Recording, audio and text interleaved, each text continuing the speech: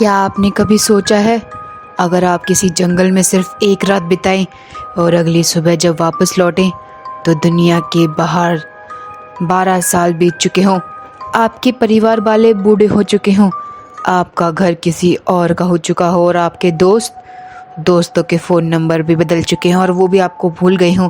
और सबसे डरावनी बात, आपकी उम्र उतनी ही हो जितनी जंगल के में जाने से पहले थी। शायद आप इसे सपना समझोगे या फिर कोई बीमारी का असर या शायद दिमाग का भ्रम, लेकिन अगर आपके पास उस रात की एक ऐसी चीज़ हो जिसे देखकर आपको यकीन हो जाएगी जो हुआ था, क्या वो सपना था या फिर कुछ और, एक घड़ी या तस्वीर या फिर एक ऐसी आवाज़ जो आज भी हर रात आपके कानों के पास आकर सुनाई दे, जिसे देखकर आपको यकीन हो जाए कि जो हुआ था वो सपना नहीं था, और जो बिल्कुल पास आकर कहे तुम अभी तक वापस नहीं आए हो। आज की कहानी ऐसी है कैंपिंग ट्रिप की है, एक ऐसी यात्रा जिसमें 5 दोस्त पहाड़ों के बीच एक सुनसान जंगल में गए थे। उनका प्लान बेहद साधारण सा था, 2 दिन जंगल में रहना, कैंप लगाना, आग जलाना, पहाड़ों की हवा महसूस करना और फिर घर लौट आना। लेकिन उन्हें क्या पता था कि जिस जगह को जिन उन्होंने अपनी छुट्टी के लिए चुना था, वो समय का कोई भरोसा नहीं था। वहाँ सुबह हमेशा सुबह नहीं लगती थी, रात हमेशा रात नहीं हुआ करती थी और घड़ी हमेशा सच नहीं बताती थी। उस जंगल का नाम था देवकुंड रिजर्व फॉरेस्ट। नक्शे में वो जगह मौजूद थी, सरकारी रिकॉर्ड में भी मौजूद थी, लेकिन आसपास के गाँवों में लोग उसका नाम लेने तक से बचते थे। वहाँ के बुजुर्ग कहते थे, जंगल में पेड़ बहुत है लेकिन उनमें से कुछ समय को छिपाते हैं। कहा जाता है कि कई साल पहले वहाँ कुछ कैंपिंग के लिए लोग गए थे, वो वापस भी आए लेकिन उनके लिए सिर्फ कुछ घंटे बीते थे, जबकि बाहर की दुनिया में कई दिन से महीने और कुछ मामलों में तो कई साल हो गए। एक बुढ़ा आदमी आज भी उस जंगल के बाहर बैठता था। उसका दावा था कि उसने अपनी आंखों से ऐसे लोगों को जंगल से निकलते देखा जो अंदर जाते समय जवान थे और बाहर आते समय बूढ़े थे। लेकिन सबसे अजीब घटना एक छोटे बच्चे के साथ हुई, एक बच्चा जो जंगल में तो गया और कभी बड़ा ही नहीं हुआ। उसकी उम्र वही रुक गई, 10 साल। उसका नाम था अमन। लेकिन ये कहानी अमन की नहीं है, ये एक कहानी थी समर की। समर पेशे से भूगोल का कॉलेज लेक्चरर था। उसे पहाड़ों, जंगलों और अनजानी जगहों के बारे में जानना जैसे उसकी दिलचस्पी थी। उसका मानना, हर रहस्य के पीछे कोई न कोई वैज्ञानिक कारण ज़रूर होता है। भूत अंधविश्वास था उसके लिए, श्राप एक लोक कथा और समय रुकना दिमाग का भ्रम। समर हमेशा कहता था, जब तक किसी चीज़ का सबूत ना हो मैं उस पर विश्वास नहीं करता। शायद उसे ये बात उस जंगल में जाने से पहले नहीं करनी चाहिए थी। उसके साथ 4 दोस्त थे, निखिल जो एक सिविल इंजीनियर था, काव्या जो साइट टीचर थी और राघव मेडिकल स्टोर संचालक और ईशान इलेक्ट्रॉनिक टेक्नीशियन। 5 कई सालों से दोस्त थे। उन्होंने तय किया कि शहर की भागदौड़ से दूर एक शांत जगह पर 2 दिन बिताया जाए। उन्होंने खाना पैक किया, कैंपिंग गियर लगाया, torch, power break, radio, compass, first aid kit और समर ने एक पुराने कागजी नक्शे भी रख लिया। सब कुछ बिल्कुल सामान्य था जब तक उन्होंने जंगल के पास बसे आखिरी गांव में कदम नहीं रखा। वहाँ उन्हें एक बूढ़ा आदमी मिलता है। उसने उनकी गाड़ी देखी, फिर उनके बैग, फिर उसके चेहरे और अचानक पूछता है, कहाँ जा रहे हो? देवकुंड जंगल, समय मुस्कुराकर कहता है। बूढ़े का चेहरा बदल गया। उसने कुछ पल तक समर को देखा और फिर पूछते हैं, कितने दिन? 2 दिन के लिए। बूढ़े ने धीरे से सिर हिलाया। 2 दिन? उसकी आवाज़ में एक ऐसी बेचैनी थी जो समर ने मजाक में कहा, बाबा हम कैंपिंग करने जा रहे हैं, कोई खजाना लूटने नहीं। बूढ़े ने उसकी बात का जवाब नहीं दिया। उसने सिर्फ अपनी जेब से एक छोटी सी पीतल की घंटी निकाली और समर की हथेली पर रख दी। अगर जंगल में ये आपने बजा दिया तो पीछे मत देखना। निखिल हंस पड़ता है, अगर पीछे मुड़कर देख लिया तो? बूढ़े ने उसकी तरफ देखा और इस बार उसकी आंखों में डर साफ दिखाई दे रहा था। तो जो पीछे होगा वो तुम्हारे आगे भी आ सकता है। किसी ने उस बात को गंभीरता से नहीं लिया। समर ने घंटी अपने बैग में रख ली, फिर पांचों जंगल की तरफ चले गए। जैसे जैसे वो आगे बढ़ने लगे मोबाइल नेटवर्क गायब होने लगे, सड़क खत्म हो गई, पेड़ घने होते जा रहे थे और शाम धीरे धीरे पहाड़ों के पीछे उतरने लगी। करीब 1 घंटे बाद उन्हें एक खुला मैदान मिला जहां कैंप लगाने के लिए बिल्कुल सही था। एक तरफ घना जंगल तो दूसरी तरफ पहाड़ी ढलान, ऊपर साफ आसमान और बीच में एक पुराना पत्थर पर कुछ खुदा हुआ था। समर ने टॉर्च जलाई, धूल साफ की, कुछ शब्द दिखाई दिए। यहाँ से लौटने वाले व्यक्ति वहीं नहीं रहता, काव्या ने पढ़कर कहा। किसी ने डराने के लिए लिखा है क्या? समर मुस्कुराकर कहता है, एग्जैक्टली, कोई चाहता ही नहीं है कि गांव में इस जंगल में आए कोई। उन्होंने उस पत्थर को वहीं छोड़ दिया, तंबू लगाया, आग जलाई और खाना बनाया। कुछ देर तक हंसी मजाक ठिठोली करते रहे और फिर रात जब गहरी होने लगी, आसमान में चांद दिखाई दे रहा था, हवा ठंडी थी और जंगल अजीब रूप से शांत हो गया। जब इतना शांत कि आग में जलती लकड़ी की आवाज़ भी बहुत तेज लग रही थी। काव्या ने अपना फ़ोन देखा। रात काफ़ी हो गई है यार। कितना समय हुआ है काव्या? 10:46 हुए हैं। उसने फ़ोन मेज़ पर रख दिया और कुछ देर बाद दूर जंगल से एक आवाज़ आई, टन। सब चुप हो गए और फिर आती है, टन। निखिल ने पूछा, यहाँ कोई मंदिर है क्या? समर ने अपना सिर हिलाया, नक्शे में तो नहीं है यार। नक्शा देखकर वो बोल रहा था। तभी तीसरी घंटी बजती है, टन। लेकिन इस बार आवाज़ जंगल से नहीं आई, आवाज़ उनके ठीक पीछे से आई। सभी ने एक साथ पलटकर देखा। देखने पर कोई नहीं था, सिर्फ अंधेरा, काले पेड़ और उनके बीच एक बहुत सकरा रास्ता। ईशान टॉर्च लेकर वहां गया। कुछ मीटर आगे उसने ज़मीन पर रोशनी डाली, फिर उसकी आवाज़ आई, दोस्तों क्या हुआ ईशान? ईशान ने जवाब नहीं दिया, वो बस ज़मीन की तरफ देख रहा था। वहाँ पर नंगे पैरों के निशान थे। वो जंगल से निकलकर उनके कैंप तक आए और फिर उनके बीच से गुजरते हुए वापस जंगल में चले गए। राघव ने कहा, कोई आदमी होगा? नहीं। क्या? क्योंकि बारिश अभी हुई है। उसने ईशान की तरफ इशारा किया। अगर कोई अभी आया होता तो मिट्टी गीली होती ना। समर झुका। निशान बिल्कुल साफ थे, लेकिन उसके किनारे सूखे थे, जैसे किसी ने उन्हें मिट्टी पर नहीं, समय के ऊपर छोड़ दिया हो। समर ने पहली बार महसूस किया कि शायद बूढ़ा आदमी उन्हें डराने की कोशिश नहीं कर रहा था, शायद वो उन्हें चेतावनी दे रहा था। लेकिन तब तक बहुत देर हो चुकी थी, क्योंकि समर के बैग के अंदर वही पीतल की घंटी अपने आप हिल रही थी। टन। समर ने बैग खोला। घंटी शांत थी, लेकिन उसके नीचे एक छोटा कागज़ पड़ा हुआ था। समर ने जैसे ही उसे उठाया, उस पर एक लाइन लिखी आई, कल रात तुम 5 नहीं रहोगे। और उसी क्षण उन पांचों की घड़ियां एक साथ रुक गईं, 12:09 पर। किसी ने उस समय को नोट नहीं किया। किसी ने नहीं समझा कि ये सिर्फ शुरुआत थी, क्योंकि अगले दिन जब वो जंगल से बाहर निकलने की कोशिश करेंगे, उन्हें पता चलेगा कि वो जिस जगह गए थे वो रास्ता नहीं था, वहाँ समय के दरवाजे थे और उन दरवाज़ों में से एक पहले ही खुल चुका है। सुबह, लेकिन वो सुबह वैसी नहीं थी जैसी होनी चाहिए थी। कैंप के बाहर हल्की धुंध फैली हुई थी। देवदार के लंबे पेड़ बहुत धुंध में आधे छिपे थे और उनके बीच से आती ठंडी हवा जैसे पूरे कपड़े धीरे धीरे हिला रही हो। समर की आंखें खुली तो सबसे पहले उसे कुछ अजीब महसूस हुआ। बिल्कुल शांति, सन्नाटा, बहुत शांति। पक्षियों की आवाज़ भी नहीं, कीड़ों की आवाज़ भी नहीं, यहाँ तक किसी चीज़ की भी आवाज़ नहीं। एक पल के लिए तो उसे उसकी सांसों की आवाज़ें आने लगी। हवा में पत्तों की सरसराहट तक नहीं। उसने करवट लेकर घड़ी देखी, तब भी उसमें 12:09 थे। वो कुछ सेकंड तक स्क्रीन को ही देखता रहा और फिर उसने फ़ोन उठाया। फ़ोन पर भी 12:09 थे। समर उठकर बैठ गया। उसके सामने निखिल सो रहा था। काव्या और राघव दूसरे तंबू में थे। ईशान बाहर जाने की तैयारी कर रहा था। समर ने उसे आवाज़ दी, ईशान।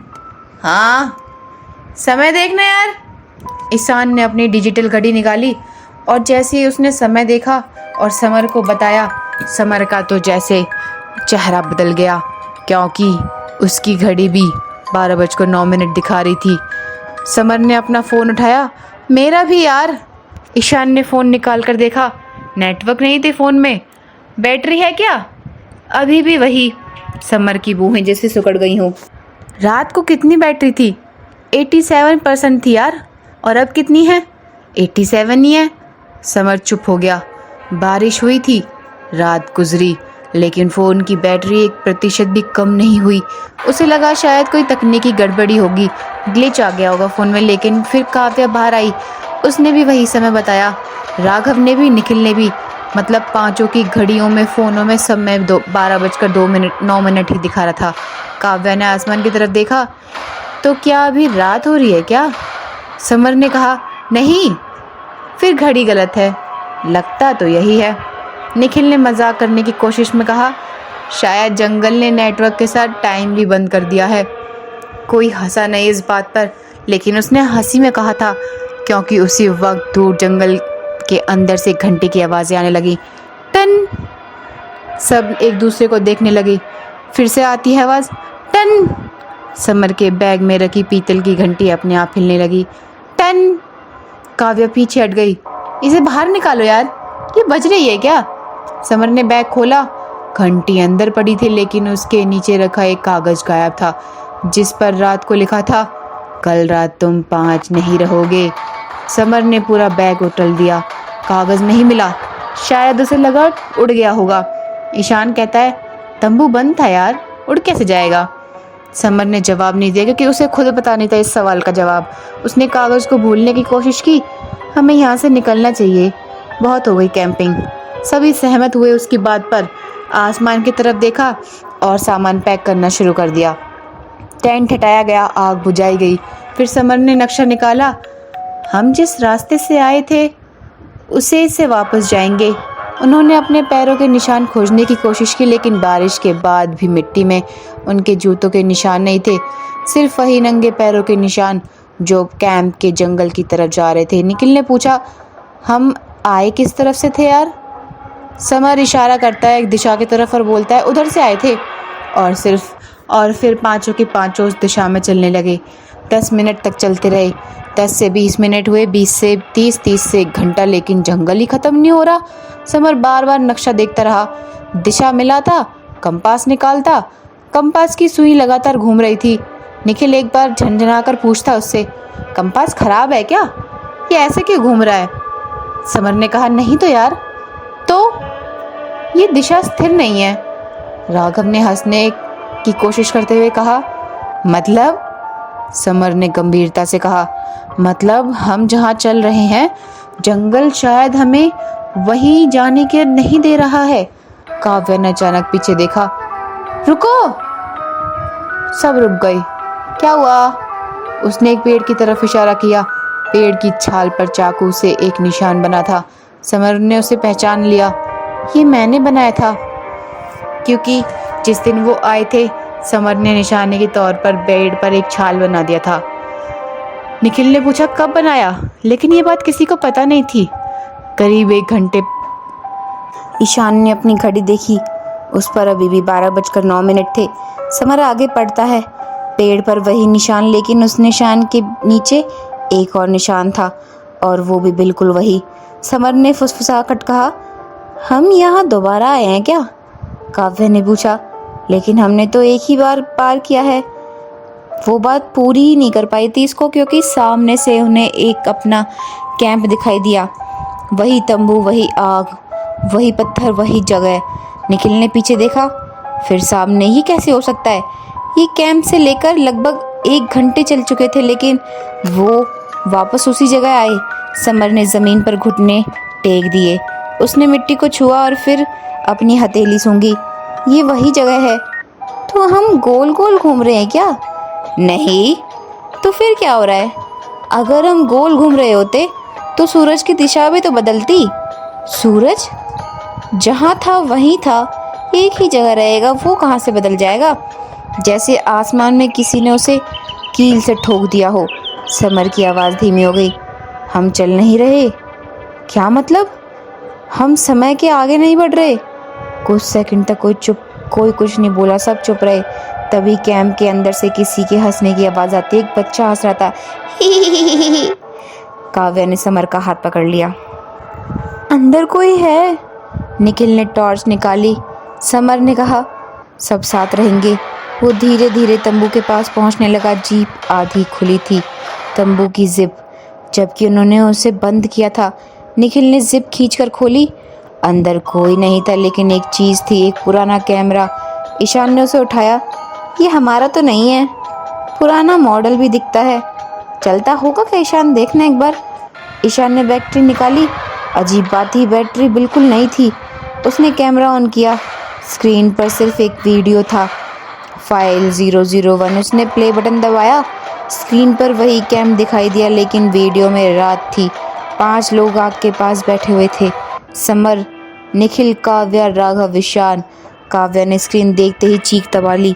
ये तो हम हैं। समर ने वीडियो देखा। वीडियो में पाँचों ठीक वैसे ही बैठे थे जैसे पिछली रात बैठे थे, लेकिन कैमरा कहीं और रखा था। यानी उनके कैंप में कोई छठा व्यक्ति मौजूद था। वो कैमरे के पीछे खड़ा था।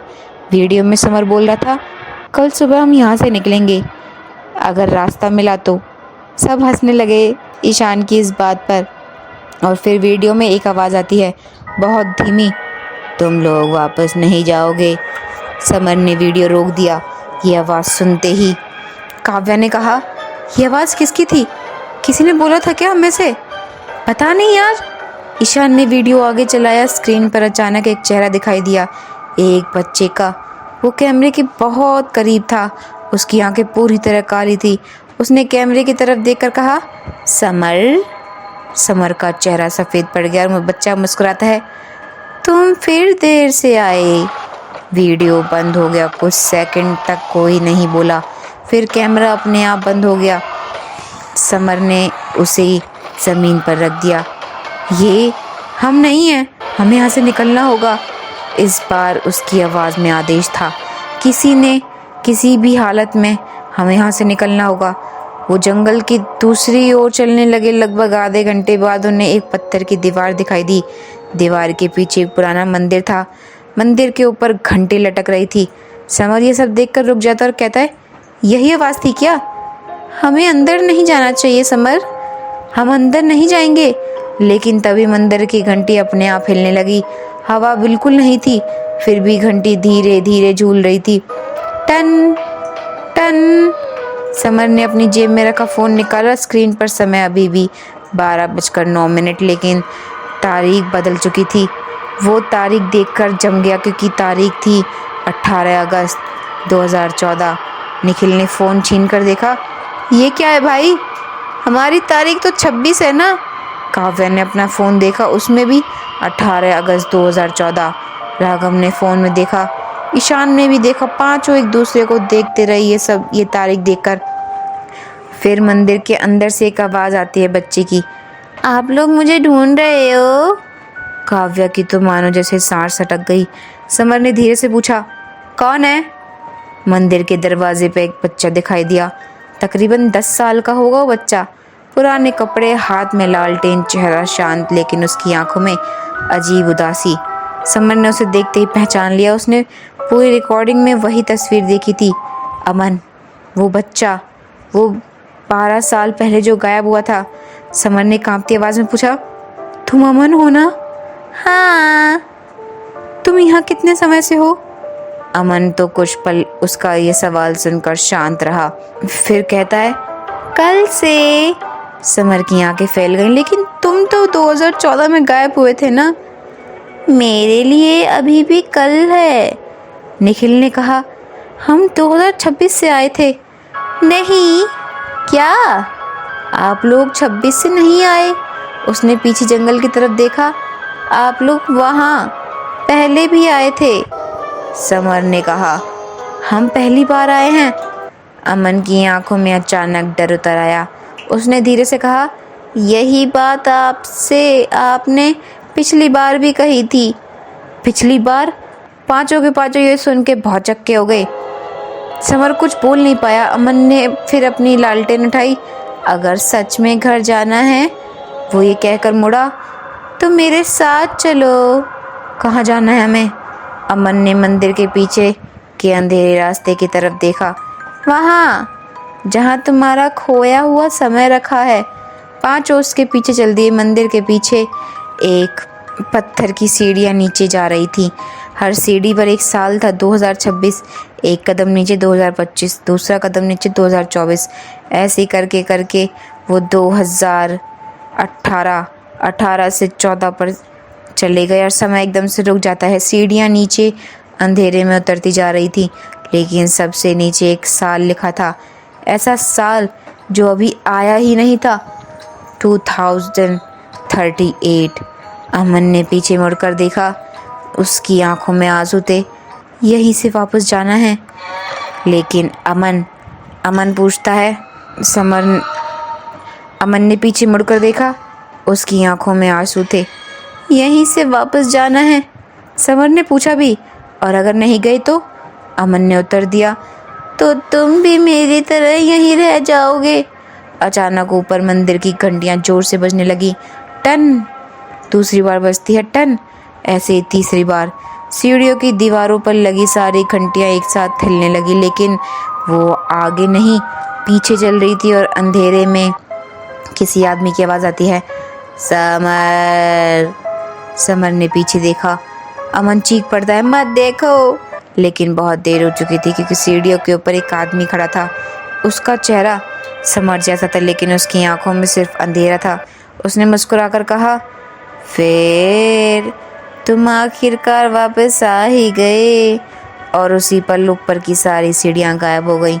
अब उनके पास सिर्फ एक रास्ता था, नीचे जाना, उस जगह जहाँ समय ख़त्म हो चुका था, जहाँ उसकी पिछली जीवन इंतज़ार कर रही थी, और जहाँ उन्हें पहली बार पता चला था कि इस जंगल में खोया हुआ समय आखिर जाता कहाँ है। सीढ़ियाँ उनके पीछे गायब हो चुकी थी। समर ने आखिरी बार ऊपर देखने की कोशिश की, लेकिन वहाँ अब कोई रास्ता नहीं था, सिर्फ पत्थर की दीवार। और उस दीवार पर सैकड़ों घड़ियाँ, कुछ टूटी हुई किरच बिना कांटों की, और कुछ ऐसी जिनकी सुइयाँ उल्टी दिशा में घूम रही थी। लेकिन हर घड़ी में एक ही समय था, 12:09। अमन लालटेन लेकर सबसे आगे चल रहा था। उसकी छोटी सी परछाई पत्थर की दीवार पर पड़ रही थी, लेकिन एक बात अजीब थी, समर की परछाई उसके साथ चल रही थी। निखिल की भी, काव्या की भी, राघव की भी, ईशान की भी। लेकिन अमन की परछाई कभी आगे नहीं बढ़ रही थी। वो हमेशा वहीं रहती, जैसे अमन का शरीर आगे जा रहा हो, लेकिन उसका समय पीछे छूट चुका हो। समर ने धीरे से पूछा। अमन नहीं रुका, लेकिन चलते चलते ही कहता है, क्या तुम हमें कहाँ लेके जा रहे हो? नीचे। नीचे कहाँ? जहाँ तुम लोग अपना समय छोड़कर आए थे। हम पहले यहाँ आए थे। हाँ। कब आए थे अमन? 12 साल पहले आए थे भैया। लेकिन हमें कुछ याद क्यों नहीं?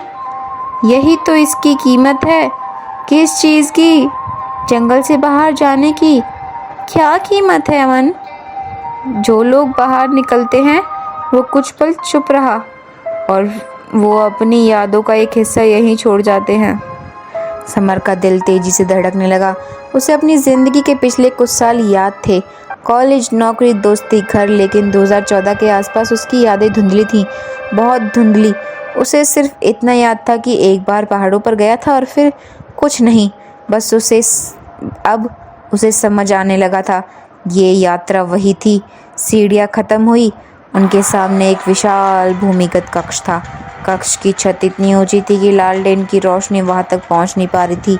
जहां पर दीवारों पर हज़ारों घड़ियां लगी थी, कुछ जेब घड़ियां तो कुछ कलाई घड़ियां और कुछ बड़ी दीवार घड़ियां और कुछ ऐसी घड़ियां जिन्हें देखकर लगता था कि वो किसी पुराने समय की थी। कक्ष के बीचों बीच एक विशाल गोल पत्थर था।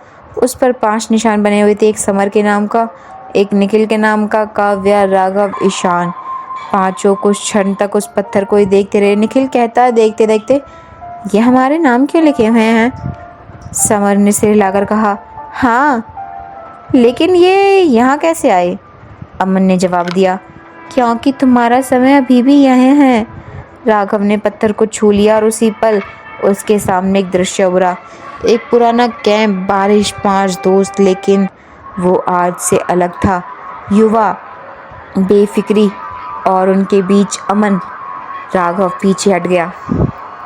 मैंने ये पहले देखा है। क्या देखा है तुमने राघव? हम यहाँ पहले आए थे। समर ने आंखें बंद कर ली। उसके दिमाग में यादें तेजी से लौटने लगीं।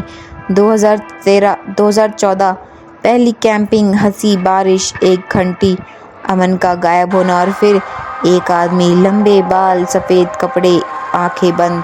वो आदमी पत्थर के सामने बैठा था और उसने कहा था, जो समय तुम खोते हो वो मेरा भोजन बनता है।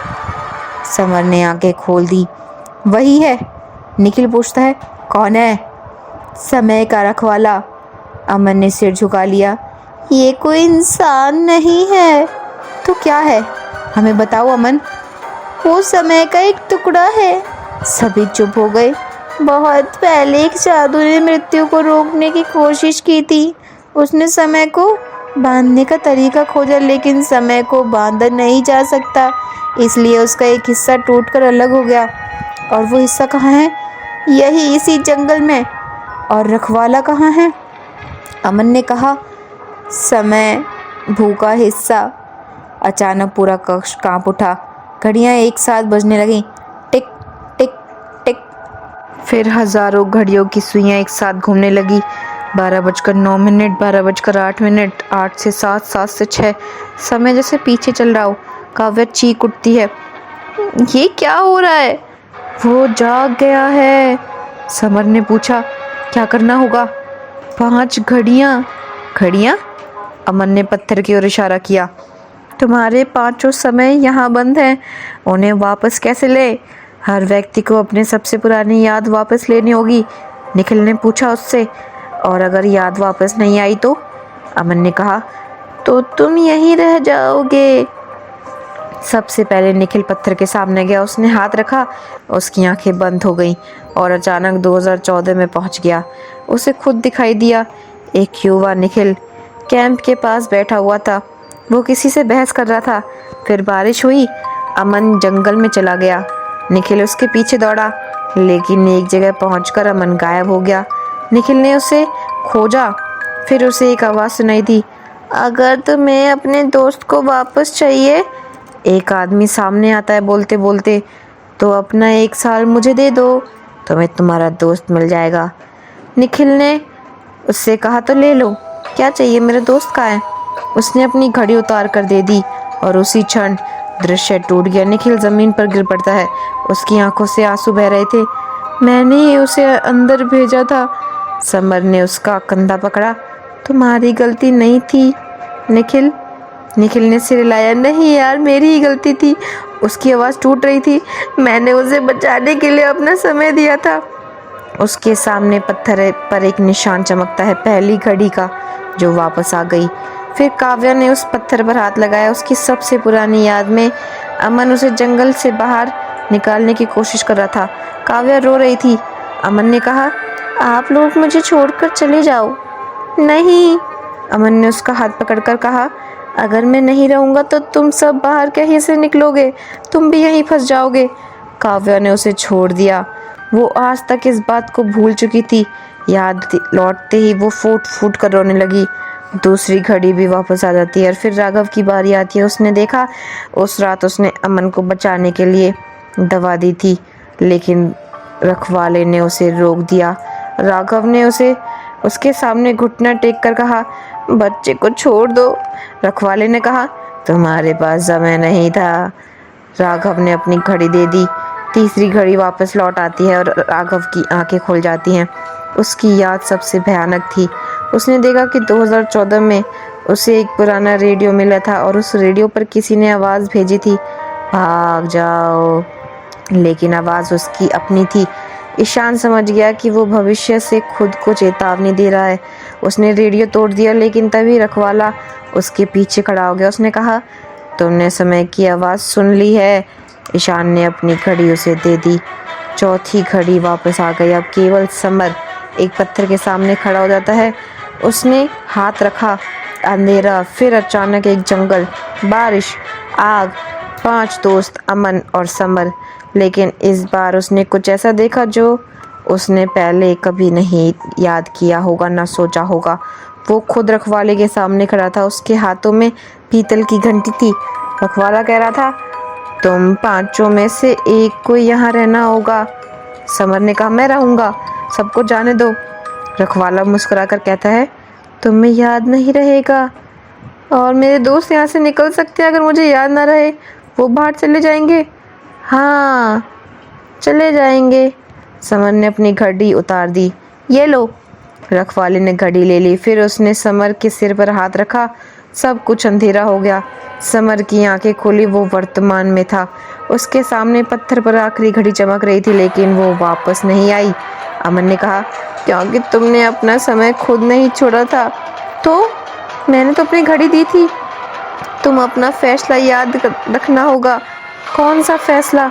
मैंने कौन सा उसके साथ कोई डील की है? अमन ने उसकी तरफ देखा। तुमने मुझे बचाने के लिए खुद को यहाँ छोड़ दिया था। समर की आंखों में आंसू आ गए। तो मैं वापस कैसे चला जाता तुम्हें यहाँ छोड़कर? तुम बच्चे हो। अमन बोलता है उसकी बात सुनकर, मैंने तुम्हारा समय वापस भेज दिया था और मैं यहीं रह गया। समर ने सिर झुका लिया। अब सब समझ चुका था कि 2014 में उसने खुद को बलिदान किया था। अमन ने उसे बचाने के लिए उसका समय बाहर भेज दिया और उसी के कारण समय की यादें मिट गईं। और तभी कक्ष के बीचों बीच एक विशाल घड़ी प्रकट होती है। उसकी सुइयां तेजी से घूम रही थी। अमन पीछे हट गया। वो आ गया है, अब तुम्हें निकलना होगा। घड़ी के अंदर से एक आकृति निकल कर आती है। पहले हाथ आए, फिर चेहरा, फिर पूरा शरीर। वही आदमी, लंबा बाल, सफ़ेद कपड़े, लेकिन अब उसकी आंखें घड़ियों की तरह घूम रही थी। उसने कहा, समर, तुमने मुझे अपना समय दिया था, अब वापस ले रहा हूँ मैं। वो हंसता और कहता है, समय वापस नहीं लिया था। उसने हाथ उठाया। कक्ष की सारी घड़ियां हवा में उड़ गईं और फिर वो पांचों की तरफ उड़ने लगा। अमन चिल्लाता है, घड़ियां! समर को याद आया, उसके बैग में पीतल की घड़ी थी। उसने उसे निकाला। रखवाला अचानक पीछे हट गया। नहीं, नहीं, नहीं। समर ने घंटी उठाई। तुम इससे डरते हो? रखवाले की ये हरकत देखकर वो चिल्लाता है, वो घंटी समय को खोलती है, तो आज खोलते हैं। समर की घंटी बजती है, एकदम टन टन टन टन टन टन। पूरा कक्ष सफेद हो गया। सैकड़ों दरवाजे खुल गए। हर दरवाजे के पीछे एक अलग समय। कहीं 1906 था, कहीं 1948, तो कहीं पर 1978, और कहीं पे था 2026, और कहीं था 2038। एक दरवाजे के पीछे उन्होंने अपना कैंप देखा। वही कैंप, लेकिन वहाँ 6 लोग बैठे थे। समर, निखिल, काव्या, राघव, ईशान और एक और समर बैठा था। काव्या चीख उठती है, ये कौन है? अमन ने कहा, वही जो हर बार तुम्हें वापस बुलाता है। दूसरा समर धीरे धीरे खड़ा हुआ। उसने उसकी तरफ देखा और मुस्कुराता है, मैं तुम्हारा भविष्य नहीं हूँ, मैं तुम्हारा पहला दिन हूँ। समर समझ नहीं पाया। उसने दूसरा समर इतने में आगे बढ़ जाता है, हर बार जब तुम यहाँ आते हो तुम खुद को रोकने के लिए वापस आते हो। मतलब ये कहानी शुरू ही नहीं हुई, ये कहानी हमेशा से चल रही है। अचानक सभी दरवाजे बंद होने लगे। रखवाला चिल्लाया। अमन ने समर की तरफ देखा। अब सिर्फ एक रास्ता बचा है। कौन सा रास्ता? अमन ने 2026 वाले दरवाजे की ओर इशारा किया। वहाँ जाओ। और तुम? अमन मुस्कुराता है, मैं यहीं रहूँगा। नहीं, अगर मैं बाहर आया, अमन ने धीरे से कहा, तो समय फिर टूट जाएगा। काव्या उसका ये सैक्रिफाइस देखते हुए रोने लगती है, क्योंकि पहले उन्हें कुछ याद नहीं था, लेकिन अब याद आया और फिर अमन अपनी कुर्बानी दे रहा है, तो अब वो भावुक हो गई। हम उसे साथ ले जाना चाहते हैं। अमन ने सिर हिलाया। नहीं। उसने समर की ओर देखा। तुम्हें सिर्फ एक चीज़ याद रखनी है, तुम्हें मुझे एक बार बचाया था, अब मेरी बारी है। समर कुछ कह पाता उससे पहले अमन ने उसे धक्का देकर दरवाजे की तरफ भेज दिया। निखिल, काव्या, राघव और ईशान उसके पीछे चल दिए। समर ने आखिरी बार मुड़कर देखा। अमन पत्थर के बीच खड़ा था, रखवाला उसके सामने। दोनों एक दूसरे को देख रहे थे और फिर दरवाज़ा बंद हो गया। समर की आंखें खुली। वो सड़क के किनारे पड़ा था। सूरज निकल चुका था। उसके सामने वन विभाग की गाड़ी थी। निखिल उसके पास बैठा था। काव्या रो रही थी। राघव पानी पी रहा था। ईशान अपनी घड़ी देख रहा था। समर ने पूछा, कितना समय हुआ है? लगभग 2 घंटे। समर ने अपनी घड़ी देखी और अब 12:10 हो रहे थे शाम के। इस बार सुई चल रही थी आगे। वो मुस्कुराता है, शायद सब खत्म हो चुका है। उन्होंने जंगल की तरफ देखा, वहाँ सिर्फ पेड़ थे, कोई मंदिर नहीं, कोई झोंपड़ी नहीं, कोई सीढ़ियाँ ना, कुछ भी नहीं जो उन्होंने पहले देखा था। वो पांचों वापस शहर लौट आए। अगले कुछ हफ्तों तक सब सामान्य रहा। समर ने अपनी नौकरी छोड़ दी, निखिल अपने काम पर लौट गया, काव्या स्कूल जाने लगी, राघव दुकान पर था, ईशान अपनी इलेक्ट्रॉनिक्स की दुकान पर। लेकिन समर के अंदर कुछ बदल चुका था। उसे अब घंटियों की टिक टिक से डर लगने लगा। रात में जब भी कभी कभी उसे लगता कि कोई उसके कमरे के बाहर खड़ा है, उसे एक बच्चे होने का महसूस होता। जो बच्चा हाथ में लालटेन लिए और सिर्फ एक रात 18 अगस्त को ठीक आधी रात के बाद समर की नींद खुल जाती है। कमरे में अंधेरा था। उसने मोबाइल उठाया, समय 12:09। उसका दिल रुक सा गया। दीवार की घड़ी पे भी 12:09। फिर दरवाजे पर दस्तक होती है। ठक ठक ठक ठक। समर बिस्तर से उठता है। दूसरी दस्तक होती है, फिर तीसरी, और फिर बाहर से अमन की आवाज़ आती है, समर अंकल। समर की आंखों में आंसू आ गए। अमन? बाहर से जवाब आया, आप लोग तो बाहर आ गए, लेकिन मैं अभी भी वही हूँ। दरवाजे के नीचे से एक छोटी सी पीतल की घंटी अंदर लुढ़कती हुई आई। समर ने उसे देखा। उसके हाथ एक कागज़ था। उसने कांपते हाथों से कागज़ उठाया। उस पर सिर्फ एक तारीख लिखी थी, 18 अगस्त 2038, और नीचे, इस बार कैंपिंग ट्रिप में 6 लोग होंगे। समर ने धीरे धीरे सिर उठाया। खिड़की के बाहर दूर अंधेरे में एक लालटेन जल रही थी, फिर दूसरी, फिर तीसरी, फिर चौथी। ऐसे ही करके 6 लालटेनें उसे बाहर दिखाई दे रही थी। 6 लालटेनों के पीछे 6 परछाइयाँ खड़ी थी। लेकिन अब समर जानता था, वहाँ सिर्फ 5 दोस्त थे। छठी परछाई किसकी थी? अमन की थी, और वही उनका इंतज़ार कर रहा था। उस रात के बाद समर ने देवकुंड का नाम दोबारा कभी नहीं लिया। उसने अपने दोस्तों से उस जंगल की बात भी नहीं की। उसने अपने न किसी रिकॉर्ड में उसका जिक्र किया, ना ही उस पीतल की घंटी को दोबारा छुआ। लेकिन एक चीज़ उसे अंदर से परेशान करने लगी। 18 अगस्त 2038, वही तारीख अब 12 साल दूर थी। फिर भी वो तारीख उसे हर रात सपनों में दिखाई देती। एक जंगल, 5 दोस्त, एक बच्चा और 6 लालटेन। समर ने अपने कमरे की सारी घंटियां हटा दी, मोबाइल का टाइम डिस्प्ले बंद कर दिया। लेकिन समय से भागना इतना आसान थोड़ी है। साल बीतते गए। निखिल ने शहर बदल दिया, काव्या की शादी हो गई, राघव ने अपनी दुकान बढ़ा ली, ईशान ने अपनी इलेक्ट्रॉनिक्स की दुकान बंद कर दूसरी नौकरी शुरू कर दी। पांचों धीरे धीरे अपने सामान्य जिंदगी में लौट आए और समय आगे बढ़ता रहा। 2027, 28, 29, 30। समर हर साल 18 अगस्त को घर से बाहर नहीं निकलता। उसे डर था कि कहीं वो उसी तारीख में उसी जंगल में ना खींचा चला जाए। लेकिन जैसे जैसे 2038 करीब आता गया, अजीब घटनाएं फिर शुरू होने लगी। पहले निखिल ने फ़ोन किया,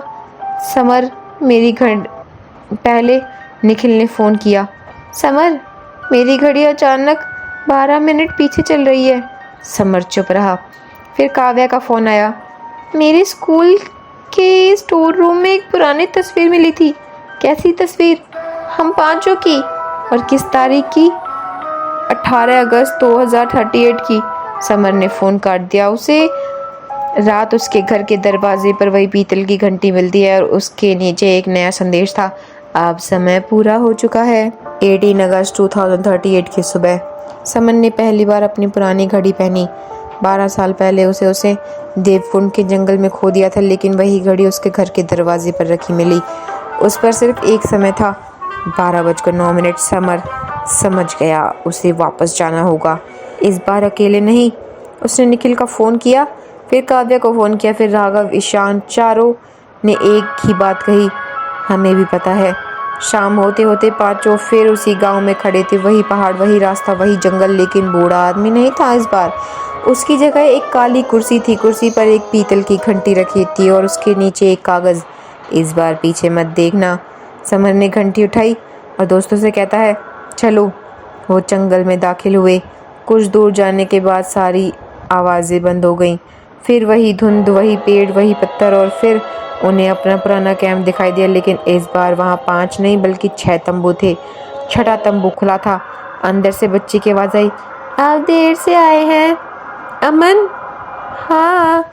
समर ने तंबू में कदम रखा। अमन वहीं बैठा था, लेकिन अब भी वही 10 साल का।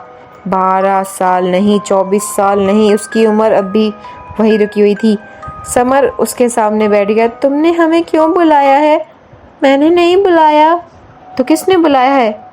समय ने बुलाया है आपको। तुम यहाँ से बाहर क्यों नहीं आए? क्योंकि किसी को यहाँ रहना था। किसे? अमन ने उसकी ओर देखा। तुम्हें। समर का चेहरा बदल गया। अमन ने आगे कहा, 2014 में तुमने मुझे बचाया था। हाँ, लेकिन समय ने तुम्हारा फैसला स्वीकार नहीं किया। तो क्या हुआ? इसीलिए उसने तुम्हें वापस बुलाया। मैं नहीं रहूँगा यहाँ पर अमन, मुझे अपनी ज़िंदगी जीनी है। अमन मुस्कुराता है। तुम्हें रुकना नहीं पड़ेगा। फिर क्या करना होगा? तुम्हें बस वही व्यक्ति चुनना है। समर ने पीछे देखा। उसके चारों दोस्त खड़े थे, लेकिन उनके चेहरे बदल गए थे। एक पल में वर्तमान में थे, दूसरे पल 2014 में युवा चेहरे, फिर बूढ़े चेहरे, और फिर कंकाल जैसे चेहरे। समर पीछे हट गया। अमन बोलता है, समय हर किसी से कीमत लेता है, लेकिन तुमने हमें क्यों बचाया? अमन ने कहा, क्योंकि मैं चाहता हूँ कि कोई एक व्यक्ति ऐसा हो जो इस जंगल की कहानी को ख़त्म करे। कैसी कहानी? अमन ने घंटी की तरफ देखा। इसे आखिरी बार बजाकर। समर ने घंटी हाथ में ली, लेकिन इस बार अमन ने उसका हाथ रोक दिया। ध्यान रखना, घंटी बजते ही जंगल तुमसे पूछेगा तुम किस समय में रहना चाहते हो, और अगर मैंने गलत जवाब दिया तो तुम हमेशा के लिए उसी समय में फंस जाओगे। समर ने घंटी बजाई। टन टन टन टन टन। जंगल बदल गया। उसके सामने 3 रास्ते थे। पहला 2014, 2026 और 2038। जहाँ वो अभी खड़े थे, एक आवाज़ गूंजती है, चुनो। समर ने 2014 की तरफ देखा। वहाँ अमन सुरक्षित था। निखिल हंस रहा था, काव्या मुस्कुरा रही थी, राघव आग जला रहा था, ईशान गाना गा रहा था। सब कुछ वैसा था जैसे पहले था। अगर समर वहाँ जाता तो वो सब कुछ बदल सकता था, लेकिन तभी उसे समझ आया, अगर उसने 2014 चुना तो वो हमेशा उसी रात में फंस जाएगा। 2026 कैसा रहेगा? वो अपने आप में ही सोच रहा था। वहाँ उसे अपनी सामान्य ज़िंदगी जी सकता था, लेकिन अमन हमेशा जंगल में रह जाता।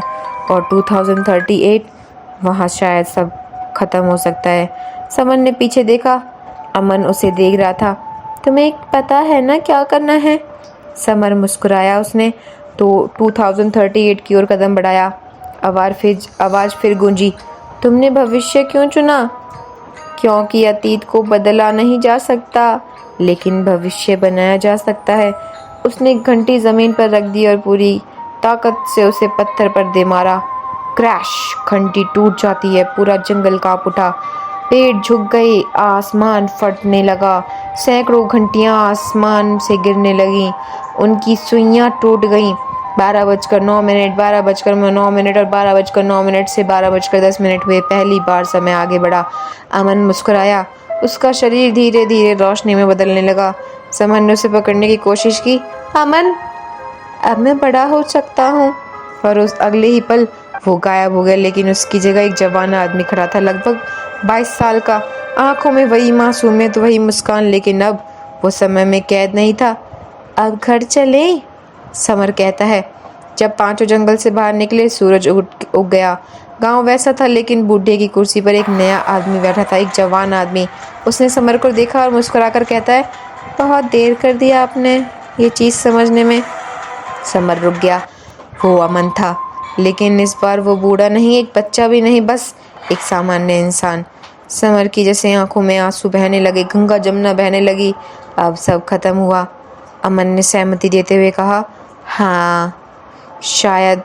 फिर कुछ पल बाद वो बोलता है, शायद, हाँ शायद। समय की कोई कहानी पूरी ख़त्म नहीं होती। उसी दिन के बाद देवकुंड जंगल में कोई अजीब घटना नहीं हुई। ना कोई घंटी सुनाई दी, ना कोई घंटी रुकी, ना कोई रास्ता गायब हुआ, ना कोई व्यक्ति समय से बाहर गया। समर ने फिर कभी उस जंगल में जाने की कोशिश नहीं की, लेकिन उसे अपने घर में एक चीज़ संभाल कर रखी, वो पुरानी तस्वीर जिसमें पांचों दोस्त कैंप के सामने खड़े थे। अब तस्वीर में सिर्फ 5 लोग थे। अमन गायब था, पीछे का जंगल भी सामान्य था और सबसे नीचे लिखा था, मिट चुकी है।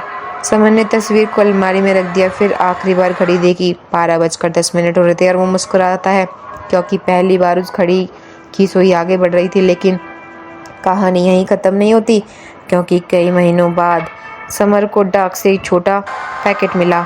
भेजने वाले का नाम नहीं था, अंदर एक पुरानी तस्वीर थी। समर ने तस्वीर पलटी, सामने वही जंगल, वही कैंप, वही 5 दोस्त, लेकिन इस बार उसके साथ एक छोटा आदमी खड़ा था।